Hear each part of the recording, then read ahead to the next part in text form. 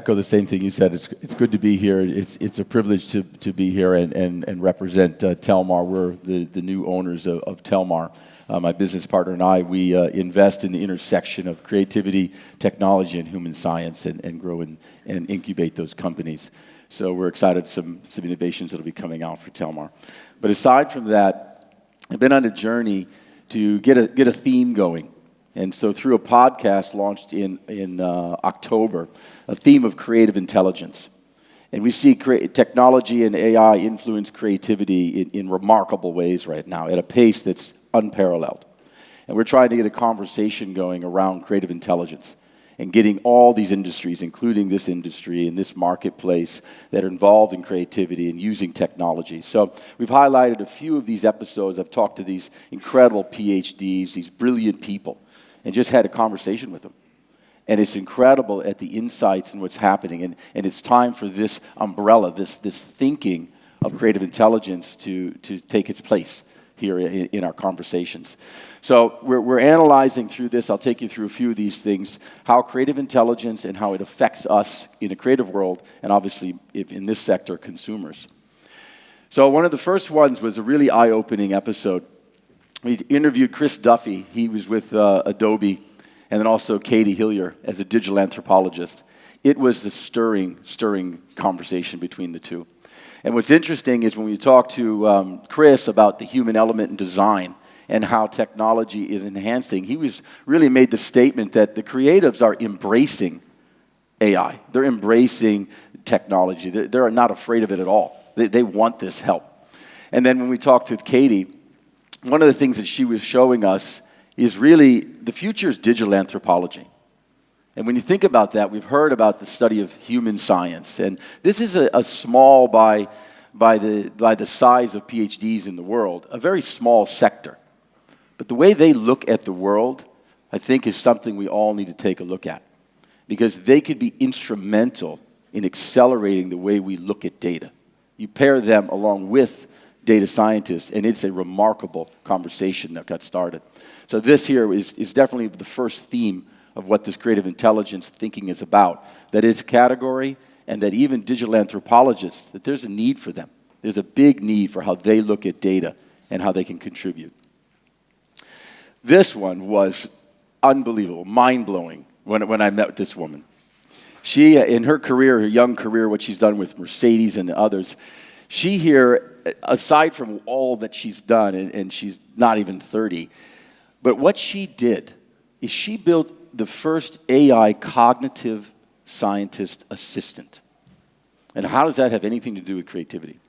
Well, when you talk with her, she was able to accomplish monitoring the cognitive regions of the brain, along and giving AI and training it to use prompts that would take 2 months worth of interaction and understand behavior into 2 hours. And there's so many innovations around that kind of thinking. And when you talk about that, how cognitive science, AI, are involved in the design process, what she's expected to do for Mercedes, is really incredible. So there's innovations in AI beyond just letting it work. It's how it interacts, how it can create data using cognitive science. So this was a fascinating conversation here. And what she was talking about is understanding how we think. Using AI, not to make it think, but understanding how we think at a scale that would be impossible to do without AI. This was also what might seem obvious, how AI can help in a lot of industries. How is AI changing architecture? This is one of the leading firms, and sat down with Bill and talked to him about it.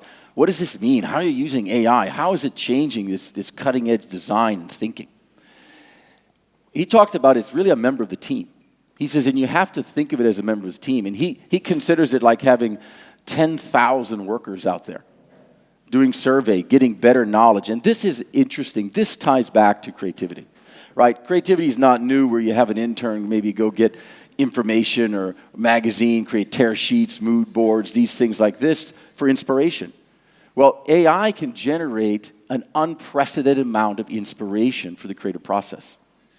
Just like you're categorizing images, or you're categorizing articles, AI can help in these processes. And this is what the architect in this firm is doing. So it's really shifted his ability to create appropriate designs because of what AI, as a member of the team, can do for him.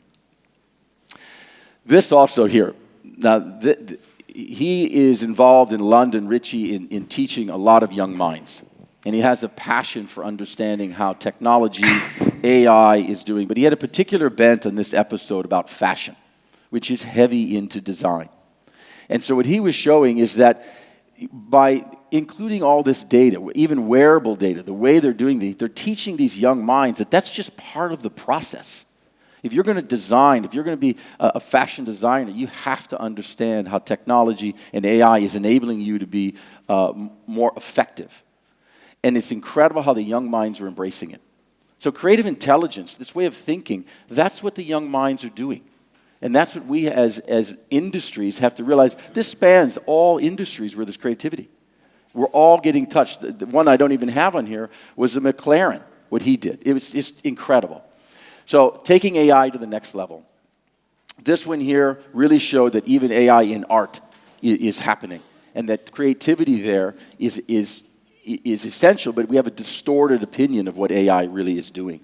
So this is worth listening to and seeing how what she saw in AI, putting a balance back in, you still have to create. It's just information to create.